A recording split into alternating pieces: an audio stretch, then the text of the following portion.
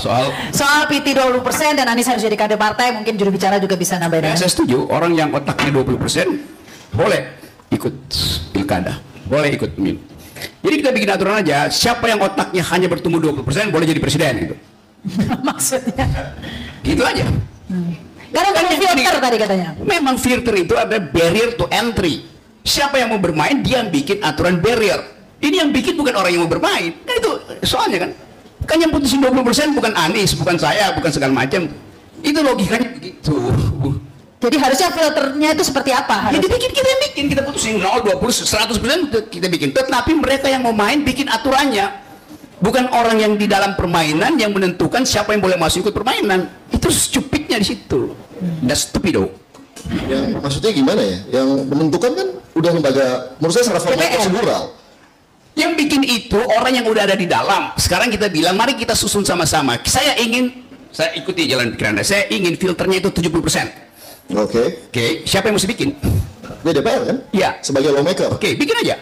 DPR-nya termasuk orang yang mau ikut kompetisi. Yang mau berkompetisi yang mesti bikin itu aturannya. Kesepakatan para kompetitor lah yang mesti diterima, bukan kesepakatan panitia. Jadi saya bikin aja. Coba kita uji. Kan gini, yang membuat itu kan adalah partai-partai politik yang secara by constitution atau by regulation mereka yang berhak mengusung capres. Saya ngerti logikanya. Jadi mereka player juga. Ini sekarang saya ingin agar supaya logika Anda itu sempurna, pasang threshold 99%. Yes. Kan Anda mau kompetisinya itu sempurna, kita pasang 90%. Saya ingin itu, kemana saya mau minta? Mau nggak? Kalau menurut saya sih nggak logis ya. Kalau saran saya juga Bang Rocky juga harus meluruskan pemikirannya. 90% ya nonsense dong. Kalau 20% sense. Iya, well itu bisa, itu gini Bang, nggak semuanya bisa make sense. Tapi namanya understandable. Jadi bisa dipahami. Sebenarnya kita nggak bahas itu. Kita sebenarnya lagi bahas bahwa saya cuma satu variabel lagi tadi. Setelah saya bahas tentang apa tuh namanya, saya nggak mau bahas tentang yang namanya. Saya abaikan. Saya mau bahas 20%. Kan soalnya begini kan, 20% itu kan berdasarkan soal Anies ini problemnya, relevansinya dengan batasan partai. Apakah Anies nanti akan independen terhadap Nasdem atau tidak? That's the point. Sama seperti Jokowi, dia bisa independen nggak dengan partai pengusung di dalamnya ada PDIP? Nah itu kan penyebabnya salah satunya tadi itu PT 20%, apalagi ditentukan oleh hasil pemilu yang sebelumnya, bukan pemilu yang ini kan 20%-nya itu. Padahal ini kan pas dari semua itu. Bring logic back it.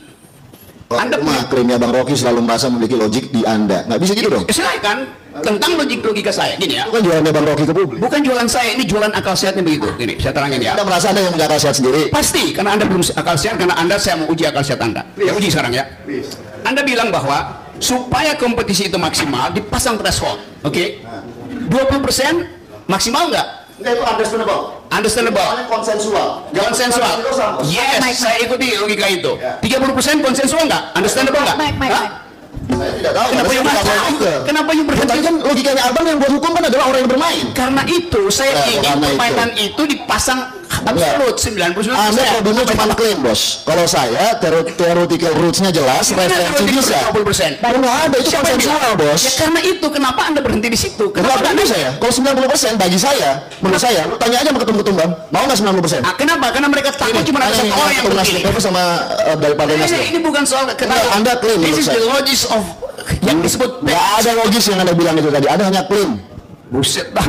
Jadi bagaimana matematika Anda? Ini matematika. Matematikanya 10% apa? 90%? Sekarang terus. Saya nggak mau ikut gendang Anda sih. Oke, supaya kita bangsa ini nggak ikut jogetnya gendang orang lain terus. Oke, saya terangkan matematika dan saya. Dan capek ini nggak bukan debat ini Mbak Sari. Ini saya mau terangkan. Kita bicara tentang. Kita bicara tentang. Oke, saya terangkan. Saya terangkan matematika saya. Sebentar langsung nanti ke Prof. Saya kasih hak dong kata Prof tadi saya belum selesai sebenarnya. Ya sudah. Silakan. Sekarang saya terangkan ya. Ya, silakan. Yang muda dulu dong Bang. Sudah. Ini bukan soal yang muda, yang pakai otak apa nggak pakai otak. Soal itu bukan itu. Ya. Mau saya lanjutkan? Ya silakan singkat kalau ditanggapi. Saya mulai dengan asumsi Anda. Anda ingin dapat pemimpin yang berkualitas. Oleh karena itu kita pasang filter. Oke? Kalau filternya 20%, 80% lolos. Dia belum berkualitas, pasang 50%. 50% lolos. Secara logis, you mesti pasang maksimal. Itu intinya tuh. Kalau memang itu alasannya, begitu. Kalau alasannya untuk filter, pasang aja 10%. 20% itu, kalau menurut saya ya, sebentar, izin bang. Saya mungkin nanti Mas saya, tapi that's not the point we actually bahas ya, discuss. Tapi 20% itu adalah titik tengah, di mana partai kita ini memang nggak akan mungkin bisa mengambil mayoritas sekuat-kuatnya PDI Perjuangan. Itu juga mustahil, ya kan? Karena memang kontur politik kita itu memang harus membangun konsensual. Itu satu. Jadi 20% itu bagi saya itu adalah sebuah kesepakatan politik yang memang itu menjadi kesepakatan di DPR. Bahwa itu kalau misalnya pun ternyata mau didebat, ya, debatan bahwa itu kemudian harus dibuat 0% dan seterusnya, itu ranahnya Mahkamah Konstitusi. Ya, tapi sebentar sedikit Mbak, saya kalau ini ada Prof. Cipta juga mau menambahkan. ya. Cipta, sebentar Prof, sedikit izin. Jadi kalau tadi saya sudah ngebahas Anies, lalu kemudian soal yang kedua adalah Nasdem.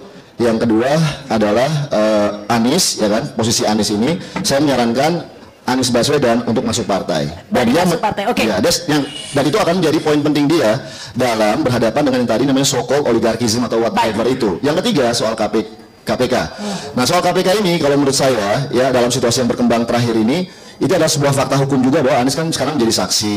Nah, tantangan terbesar ini adalah sekarang gini, kalau kita dalam kajian hukum ada namanya legal politics. Setiap keputusan-keputusan hukum itu seringkali dalam sebuah masyarakat yang belum menjadi, itu seringkali dipengaruhi oleh unsur politik juga. Itu kita harus paham dengan situasi seperti itu, menurut saya. Ya, dan itu adalah situasi fakta politik.